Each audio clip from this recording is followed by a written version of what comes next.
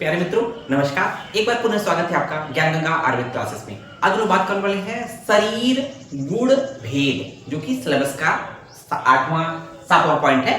तो देखेंगे चरक शारीर साध का 6ठे चैप्टर का शरीर बीजा शारीर के अंतर्गत हम लोग बात कर रहे हैं शरीर गुण भेद क्या है, आइए देख लेते हैं।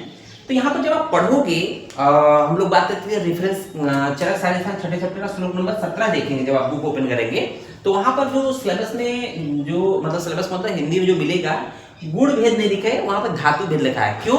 यहाँ पर देखेंगे शरीर गुड़ा, जो हम लोग श्लोक पढ़ेंगे शरीर गुड़ा पुनर्द्विधा। तो यहाँ पर चक्रपाणी ने गुड़ को इस पे शरीर गुड़ा को उन्होंने कमेंट्री किया कि शरीर गुड़ की जगह पे भेद धातु कहना है, गुड़ की जगह धातु कहना है, इसलिए शरीर धातु। जब आप देखेंगे यहाँ पर शरीर गुड़ या धातु के भेद की बात करेंगे, चाहे शरीर गुड़ भेद बोले चाहे पूछे, चाहे शरीर धातु भेद पूछे, आपको यही जवाब देना है। ओके, तो देखेंगे शरीर गुड़ा पुनर्द्विधा संग्रहेण मलभूता प्रसाद भूताश्च, है ना।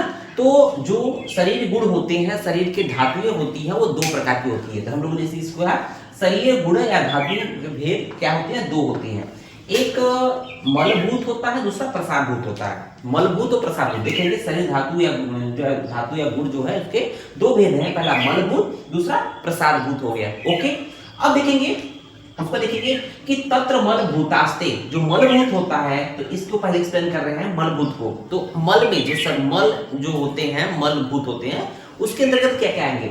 तो मलभूतास्ते ये शरीर से अबाध कर, जो मल होता है शरीर में बाधा उत्पन्न करता है। मल क्या करेगा, शरीर में बाधा उत्पन्न करेगा।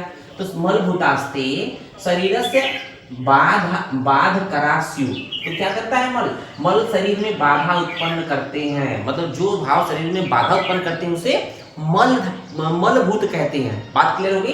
उसके बाद देखेंगे कि अब मलभूत को एक्सप्लेन कर दिया, अब मलभूत को एक्सप्लेन कर दिया, डिफाइन कर दिया, तो लेकिन अब मलभूत में एग्जांपल में कौन कौन से आएंगे, क्या क्या वो पॉइंट है, क्या क्या है जो मल में काउंट करेंगे। तो देखेंगे यहाँ पर तद्यथा वो कौन कौन से मल है जो कि मलभूत में आएंगे।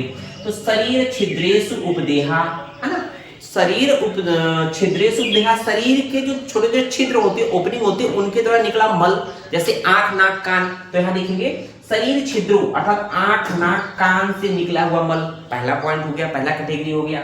दूसरा देखेंगे पृथक जन्मानु बहिर्मुख है। तो यहाँ पर शरीर छिद्रेषु उपदेहा पृथक जन्मानु बहिर्मुख है, जो बहिर्मुख दिखाई देते हैं, आंख नाक कान से जो ओपनिंग होती है उनसे मल निकलता है, पहला कैटेगरी हो गया। दूसरा परिपक्वश्च धातुवर, दूसरा कैटेगरी है पकी हुई धातुएं।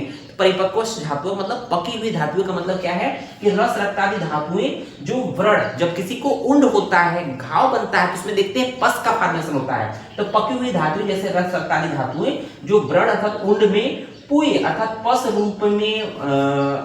रूप में होती है, दैट इज कॉल्ड, वो एक मल का रूप हो गया, वो भी तो मल है। ओके, हालांकि ये धातुएं जो है पक जाती है, तो पकने के बाद उंड बनता है, उनमें क्या होता है पुय अर्थात पस का फॉर्मेशन होता है, ठीक है, दूसरे प्रकार का मल हो गया।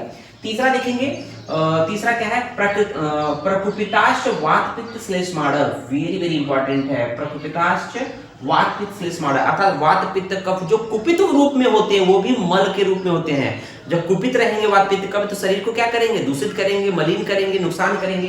तो कुपित वात पित्त कफ, तो कुपित वात पित्त कफ भी मल के रूप में काउंट होंगे, यहाँ जैसा माना गया है। नेक्स्ट देखेंगे ये च अन्य केचित शरीर तिष्ठन्तु भाव, इसके अलावा अन्य जो सभी भाव शरीर में उपस्थित है और शरीर से उपघात करो, और शरीर को नुकसान पहुंचाते हैं, उपघात करते हुए सभी भाव मल में काउंट किए जाते हैं। करा चौथा, और अन्य भी जो कोई भाव शरीर में रहते हुए शरीर में हानि उत्पन्न करने वाले होते हैं, उन सभी भावों को मल की संज्ञा में उपमा दी जाती है। तो ये 4 कैटेगरी हो गई टोटल मल की। ओके, अब मल की काउंट किया, मलभूत आपने कर दिया, तो इसके साथ साथ हम लोग प्रसादभूत की बात करेंगे।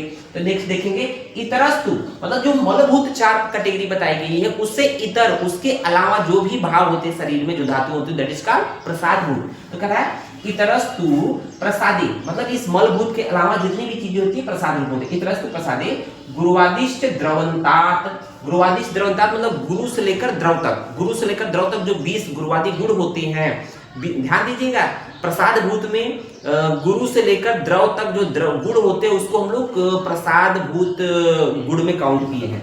तो इसमें इससे भिन्न जो गुरुवादी से लेकर द्रव तक 20 भाव शब्द से व्यवहार है ना। गुण शब्द से व्यवहार है, जो गुणवादी जो गुण है वो जो 20 भाव होते हैं गुण शब्द से उसको जानते हैं। तो उस वो 20 भाव प्लस देखेंगे कि गुण भेदन रसादिष्ट शुक्रांताद द्रव्य भेदन, और द्रव्य भेद से देखेंगे, द्रव्य भेद से जो रस से लेकर शुक्र तक जो 7 धातुएं होती हैं, ये 7 भाव भी प्रसाद भूत में काउंट होते हैं। तो यहाँ देखेंगे द्रव्य भेद से रस से लेकर शुक्र तक जो 7 भाव होते हैं उन्हें प्रसाद भूत कहता है, प्रसाद कहता है। मोटा मोटा बात करें प्रसाद भूत में या प्रसाद पाठ में हमें 2 पॉइंट देखना है। एक तो गुरुवादी गुण 20 हो गए जो कि गुरु से लेकर द्रव तक होते हैं, और जो द्रव्य भेद से जो हमारे 7 धातुएं होती हैं, रस रक्त मांस मेद अस्थि मज्जा शुक्र, वो 7 भाव जो होते हैं, 7 धातुएं जो होती है प्रसाद भूत में काउंट होती है। तो उम्मीद है ये लेक्चर बहुत ही कंफ्यूजिंग होगा, हो सकता है आपके लिए, लेकिन जब इसको पढ़ेंगे तो आपको मुश्किल से मलभूत किसे कहते हैं, जो शरीर में बाधा उत्पन्न करते उसे मल कहते हैं, और उसके एग्जाम्पल दे दिया 4 पॉइंट। ये 4 पॉइंट एग्जाम्पल की मल कौन कौन से होते हैं, उसी तरह से प्रसाद भूत कौन कौन से हैं, कि जो मल के अलावा जो भी भाव होते हैं उसको आप लोग प्रसाद करते हैं, और उसमें एग्जाम्पल में 20 गुरुवादी गुण प्लस 7 धातुएं प्रसाद भूत में आ जाएंगे। तो उम्मीद है लेक्चर समझ में आया होगा। धन्यवाद।